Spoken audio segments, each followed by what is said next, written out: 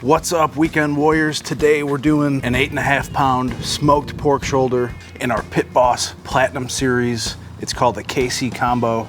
This is only my second cook in this thing, so I still have quite a bit of a learning curve. I'm used to a vertical smoker, so let's figure this thing out together. But before we do, let's get this pork shoulder seasoned up. All right, so like I said, this is just a 8.5 pound pork shoulder. It's got a bone in, a little bit of a fat cap. I'm leaving that on.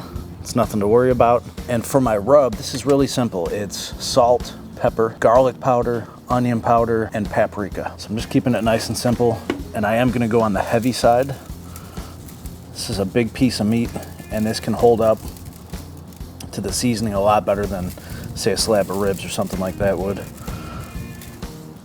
The paprika in there is gonna give it a nice red color, which will complement the color from the smoke.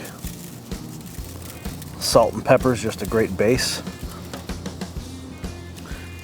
And then of course the garlic and onion powder, give it a little bit of a savory flavor as well.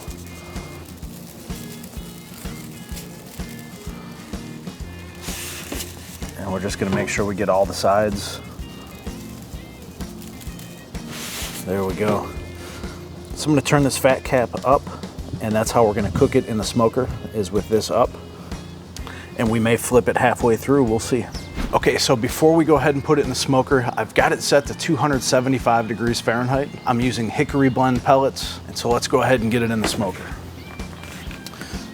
I lift up this tray, so I got a place to set this.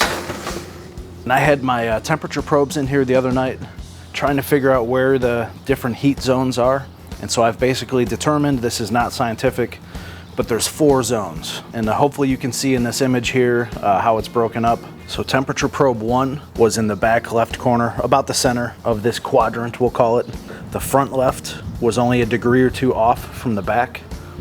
So this would be our hotter zone over here. This back right was the coolest zone, and that makes sense because that's where our chimney stack is, and that's where we're losing the most heat.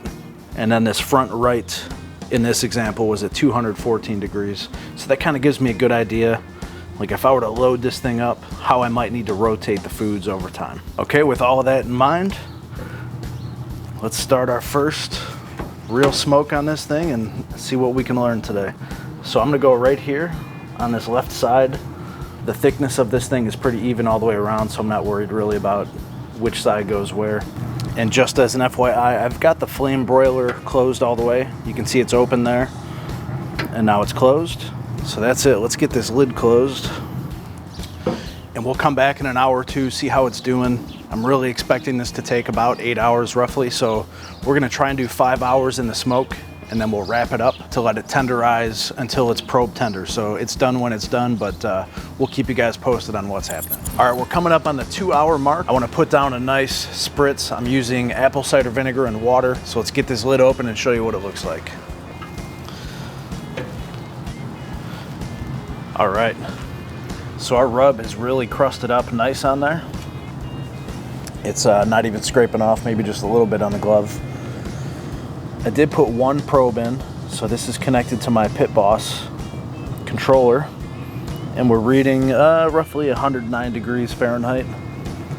I've got a second probe in over here, just monitoring the pit temp. I'm using my Inkbird.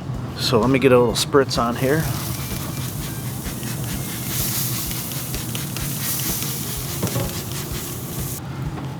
Check that underside, see how that's looking.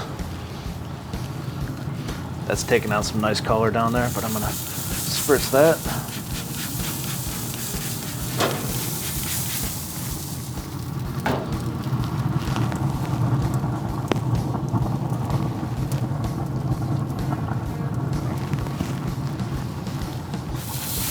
Get this side. It's looking good. Let's get this lid closed. We're gonna come back probably in another 2 hours, see how it's looking then. Right now it smells really good out here. It's a really clean burning smoke. I haven't seen any big plumes like I'm used to in my vertical smoker. And the fan on this thing is super quiet after that initial startup. In fact, I came out and I thought the thing had shut off on me.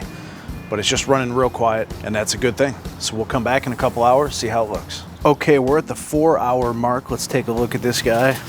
I'm ready to take it off of here and wrap it. My internal meat probe says it's about 162-ish, which is good enough for me. It's got a real nice color, not only from the smoke, but from that paprika. Just pull this probe out real quick. And I'm gonna transfer it over to some aluminum foil. It's nice having this side shelf here, plenty of room to work. So I'm gonna double wrap it just in case we get any kind of a leak.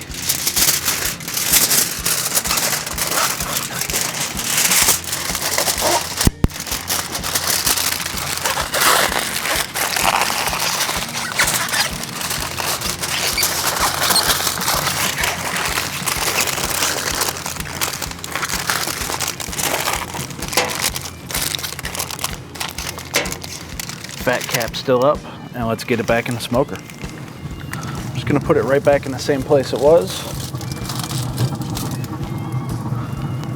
We're gonna put a probe back in, not because we're concerned with the temperature so much, it's just an indicator. Once this gets up around 200, 205 degrees, I'll know it's getting close. And so that'll just give me a ballpark idea. So let me get this probe back in there. And now I'm gonna close the lid and turn this up to about 300 degrees to help speed up that process a little bit. And the next time you guys see me, it's gonna be dark. It's 4 p.m. my time. So if this gets done around 8 o'clock, it'll be dark. Plus I need to let it rest for an hour after that. But we're gonna come back to you when this is done and ready to pull, and we'll see how it looks. We just hit the 8-hour mark, and I think this thing's about ready to let it rest. This tin foil looks like Swiss cheese because I've put this probe in just about everywhere and it's going in. I mean, zero resistance. That's just going in and out. So that tells me time to let this rest for about an hour, and then we can shred this up. Okay, so this cooked for 8 hours. We did about 4 hours in the smoke, 4 hours in the foil. Then I let it rest for an hour. I just took the foil off. And I want you guys to see this. Let me look. It's just pulling apart, just lifting it up.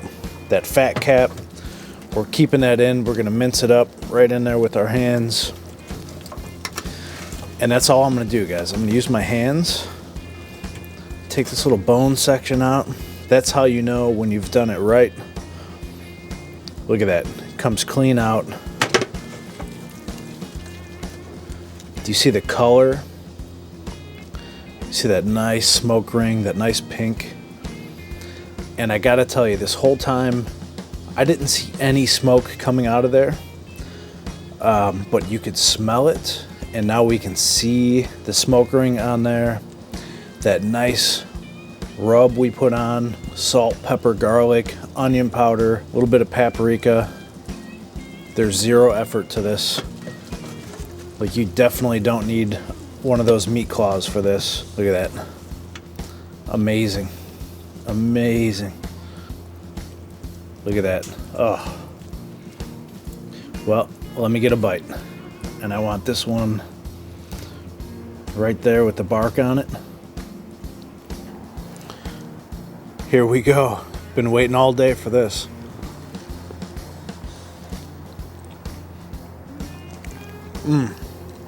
Yes, I'm wearing my sunglasses at night, and you guys need to check out one of those two videos right there, and I'll see you over there.